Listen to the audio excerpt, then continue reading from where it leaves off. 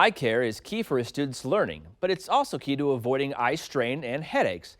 I talked with Dr. Amanda Hake about eye care, exams, and screenings. What is the difference between an eye screening and a comprehensive eye exam? Yeah, so an eye screening is really just assessing the vision and just doing some very baseline tests to kind of, look for any kind of problems that might be existing. The eye screening doesn't actually diagnose any problems or offer any treatment plan. A comprehensive eye exam looks at the vision, but also does a much more extensive, more thorough job of looking at the health of the eyes and can actually provide a diagnosis for why the vision might not be so good, and offers a treatment plan. My wife and I both suffer from bad eyesight. My son is 10 years old. He's already in glasses. My daughter is 5. Is it a genetic thing that's passed down in poor eyesight, or what are some steps I should take before maybe she enters kindergarten to make sure she's still seeing as well as she can? So definitely refractive error, nearsightedness, farsightedness can have a genetic component to it.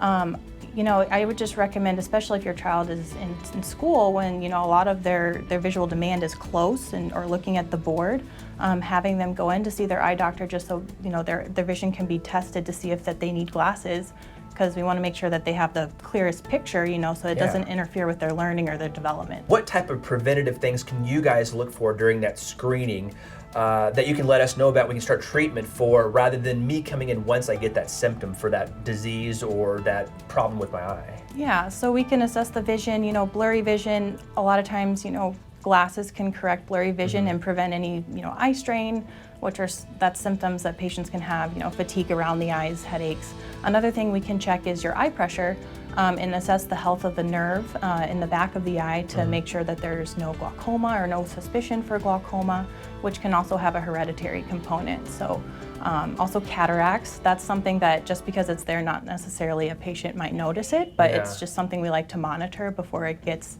to the point where you just can't see anything. What are some of the most common problems people have when they come in for that comprehensive eye exam that you've seen? Anything from refractive error, dry eye is a very big diagnosis that affects a lot of people. Cataracts, just specifically where I work, a lot of glaucoma, and diabetic eye disease. So that's why it's really important, if you do have diabetes, making sure that you're getting your eyes checked once a year. What are the biggest threats to kids and kind of their eyes and the development of their eyes here that you've been seeing as well? Yeah, so one of the biggest things is, if a child has not had an eye exam before and they're complaining of blurry vision or, they're having a hard time seeing overall, it's important to just rule out that maybe they should be wearing glasses, because if they do have a significant prescription or refractive error and that goes uncorrected, around the time of age 6 years old, we want to make sure that they get that corrected, because if we don't, the eye and the vision might not develop to its full potential.